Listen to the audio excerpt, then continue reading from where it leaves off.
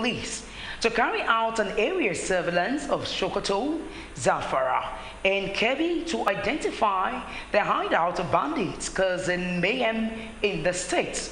This followed the motion moved by Senator Adamu Alero, who decried the murder of 40 people in Sokoto State by armed bandits on Monday.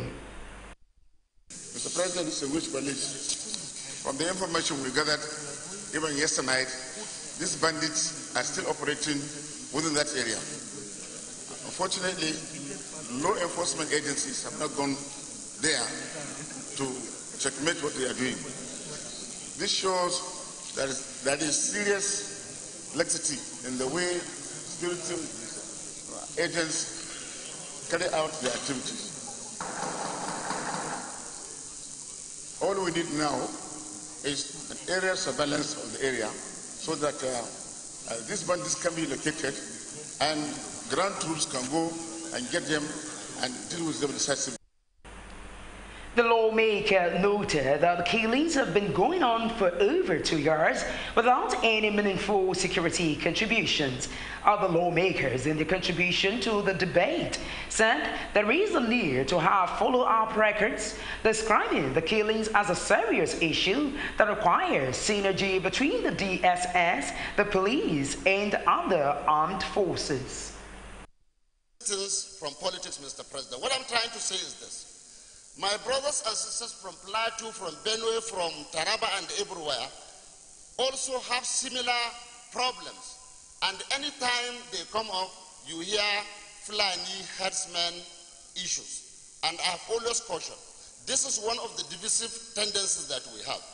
Let us give this issue the name it requires so that we all can be united in fighting it. Or what other people will say, it's just about doing the right thing. But for now, we are not doing the right thing that will curtail this killing.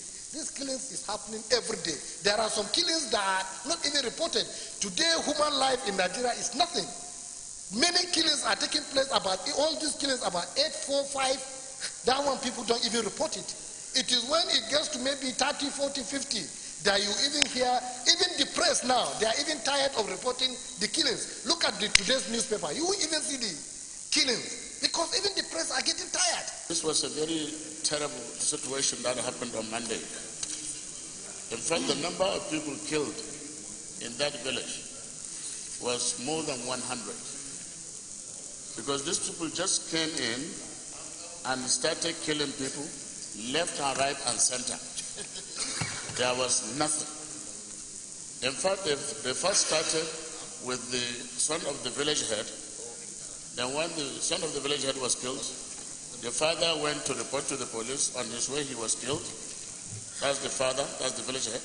And then immediately after that, they came back and started killing everybody in the village. And they killed about 100. In fact, unfortunately, before then, the army and the police were invited to come to the place. They came.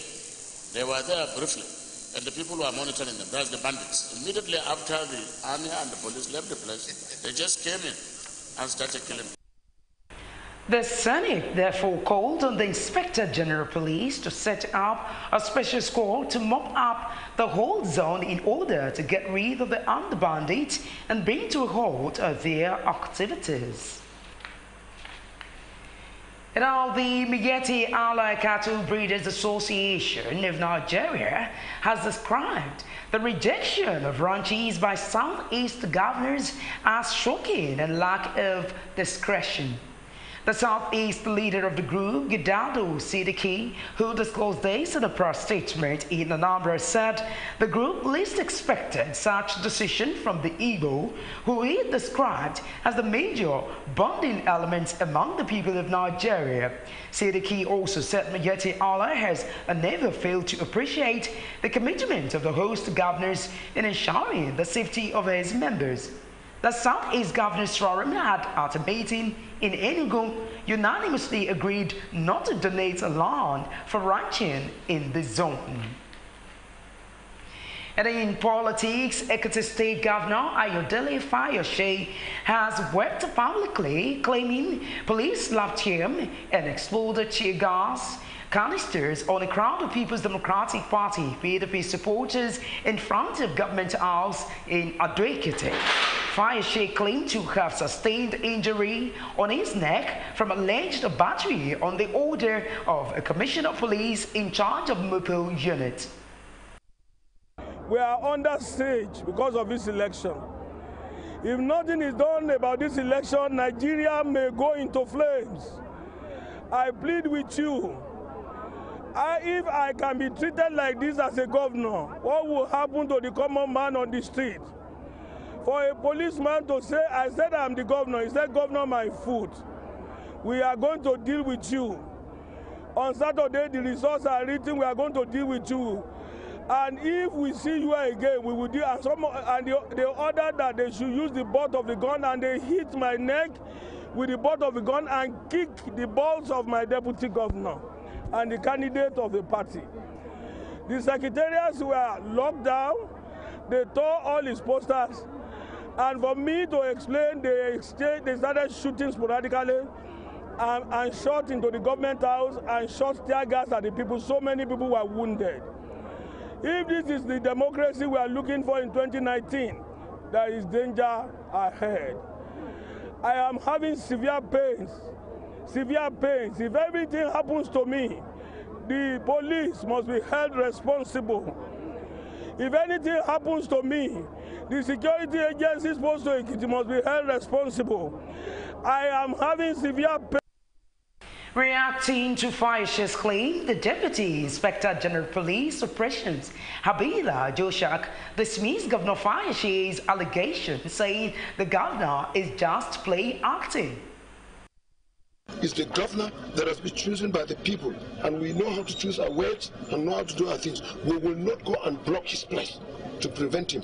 He is free to go out, and anybody is free to go out. But we would not like people to gather and start another rally, because when you start that rally, containing with you, trying to ask you to go, using smoke is not the best option for now. And so the preventive measure is that anybody who have not gotten the permission of congregating in a day like this, in this state, should not be allowed to do so. Because if they gather and I carry all, I have the men, it will be unfair for me to go and inflict injury or anything on the people just to tell them don't go. So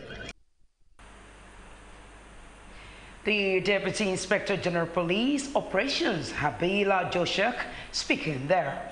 And in a related development, the People's Democratic Party PDP caucus in the Senate has asked the federal government to set up a judicial panel to investigate the alleged attack on Ekiti State Governor Ayodele Fayose. Senate Minority Leader Godswill Akpabio, who spoke on behalf of the caucus today after a closed-door session, condemned the attack, saying it violates the immunity clause as enshrined on the governor by the Nigerian Constitution.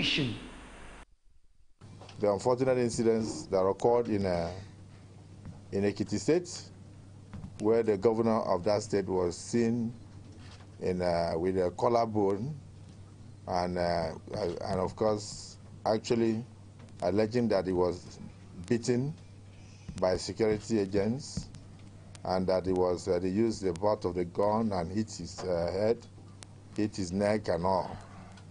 And so, as a caucus, we believe that this kind of incident needs to be investigated very thoroughly. So whilst we condemn any attack on a sitting governor as a total rape on the Constitution, because it violates the immunity clause in the Constitution of Nigeria, we call on the federal government to immediately set up a judicial commission. And in another development, the national chairman of the People's Democratic Party, PDP, Uche Secondus, has led the National Working Committee of the party to the National Assembly to protest the alleged police molestation of Ekiti State Governor Ayodele Fayose. Speaking to journalists, Secondus urged the National Assembly and the international community to intervene in the matter. We have come so that you can intervene by the oversight function of the National Assembly. You have the right, the mandate is with you by the Constitution to query and to examine and carry out your oversight function on the executive and the security. The security agencies cannot be above the law. No. The executive cannot be above the law. No. We are aware that INEC has printed result sheet to do replacement by some security agencies. They carried it out in some states, and they are now ready. They did it in Edo. They are now ready to do same in Ekiti and preloading. Is that the type of democracy that we want? No! Everybody in Nigeria can see what is happening right now. So the decision is ours to choose a law-abiding, party, or to choose those who are ready to kill, for anything. I think the electorate should begin to make up their mind on what to do about Nigerians. Otherwise, we will not have a country. Also, I'm calling on the international community not to keep quiet. Nigeria is a very great country in Africa. If anything happens in Nigeria, it will affect the whole continent. We are skeptical. So we are not sure what's going to happen on Saturday. Nobody. There are too many uncertainties. And we are here because of these uncertainties. And we believe that if we cry out loud as early as possible, and if this country seeks for its survival in democracy, then we hope that the message will go to the right quarters and the right decisions will be taken and the right measures. It's not about PDP or APC or anything. We are now talking of Nigeria. We are talking of Nigeria that they want to push over the brink. You know how tenuous the situation in this country is now.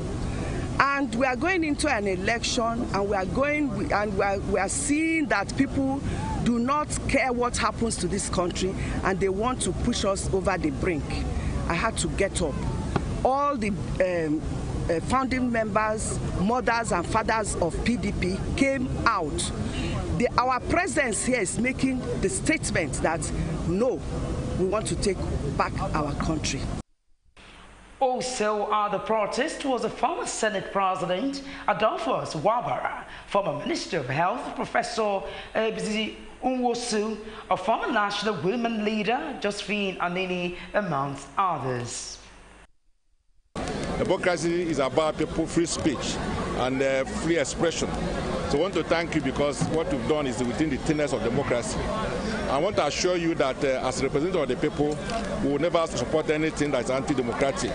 We'll do everything possible to ensure that we continue to work within the tenets of democracy. We've heard you. We are going to make contacts with all the institutions of democracy, especially as it concerns Ekiti State. We'll make contact with INEC. We'll make contact with the police and other security agencies to ensure that they are neutral. I want to assure you that we'll do that as soon as possible so that in Ekiti there will be free and fair election. Still staying with Ekiti matters, the National Vice Chairman of the People's Democratic Party, PDP, in Southwest, Eddie Oyefeso, has expressed confidence in achieving victory at the polls in Ekiti State. Oyefeso disclosed this today while reacting to the crisis in Ekiti State. Security for an election itself is not a bad thing. But when the security provided is meant to protect, to secure, to give on the advantage to one of the parties in contest, it becomes a criminal act. And that's exactly what is happening in Ekiti State. If Kayode Fayemi is allowed a free movement across the state, and then suddenly Dr. Peter Ayodele Fayose is constricted into the government house, blocked by, APC tanks and thousands of policemen, then you can see that the essence of what they try to achieve is to muzzle the PDP and cower us. But they are so wrong. I can guarantee you the fact that we're going to win on Saturday, and that's what we intend to do when we win in Ekiti. While he urged the Ekiti electorate to come out and vote without fear, he maintained that the election must be counted in the presence of all to justify a credible poll. When you try to wreak violence, you never know how long it will take and who will be affected. We are going to protect our people through education. Their PVC can separate and liberate them. We are going to protect our people by ensuring that we constantly alert them about the machination of the APC government and APC party. And we're doing everything to be sure that we alert the rest of the world community, the United Nations, United States of America, Great Britain, and all international bodies present in Nigeria. There will be observers in that election. We are appealing to them for using this medium to ensure that they make the APC responsive for the very first time to the yearning and aspiration and crying of the Nigerian people to ensure they protect life and property. And moving away from that, the House of Representatives has demanded the suspension of President Muhammadu Buhari's Executive Order No. 6.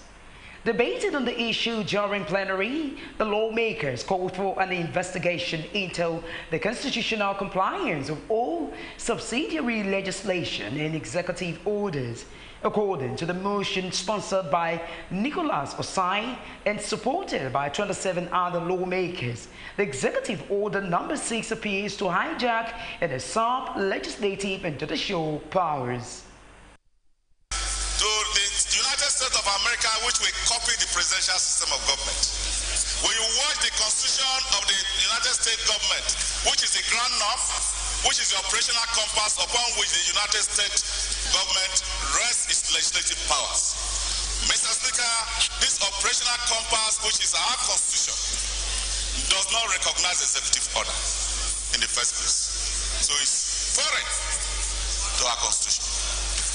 Mr. Speaker, and if the legislature that represents over 200 million Nigeria cannot rise up to the occasion to challenge the essence of having the legislative house with double chamber is to correct the autocracy of the executive.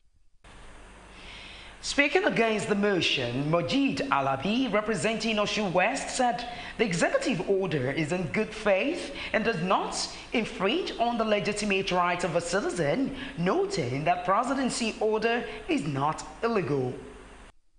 So when I came into the chamber and I learned about this motion, I felt elated.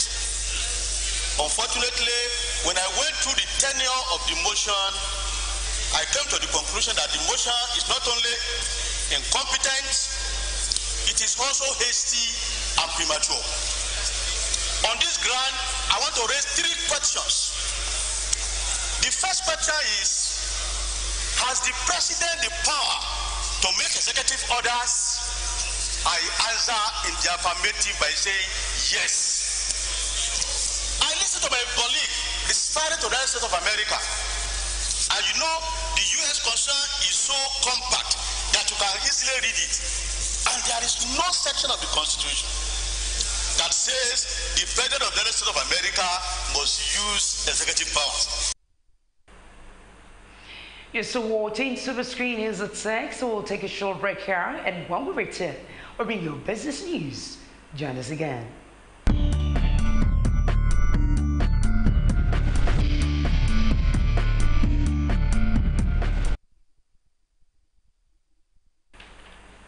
Many thanks for staying with us. Welcome back.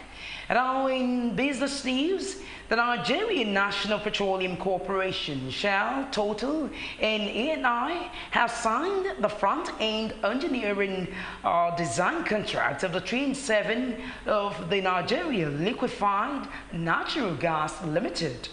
A report says the contract, which was signed in London, witnessed the commemoration of the repayment of 5.45 billion naira loan for trains 1 to 6 by the NLNG shareholders.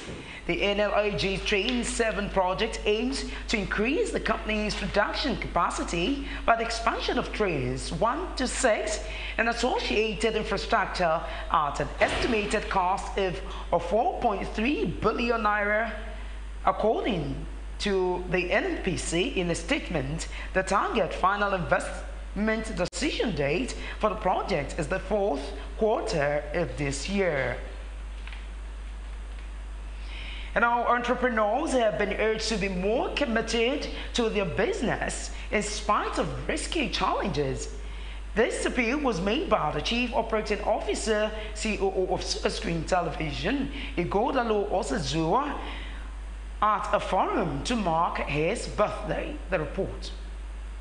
A fire extinguisher is an active fire protection device used to extinguish or control small fires, often in emergency situations. This fire safety equipment is necessary in every home, offices, churches, and cars because it aids individuals' escape in the event of a fire. Today in Nigeria, while some dealers import fire extinguishers into the country, only one man produces, and this man is Ighodalo Osazwa. Speaking on business strategies, he encouraged entrepreneurs to embrace commitment to work even in the face of challenges. I'm the only one who produces extinguisher in Nigeria. Every other person imports. We were consistent. We saw something, we saw a cost, and we were like, we must make it in this area. And today, we are known.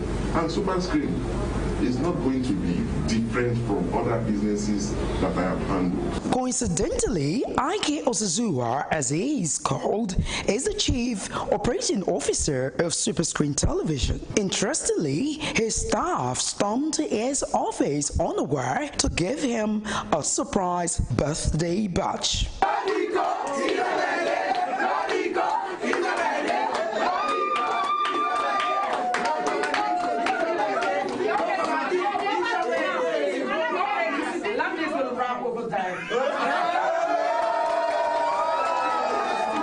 About Dico. He's a big man. Everybody knows. Doing it, celebrating big things. So when I say big.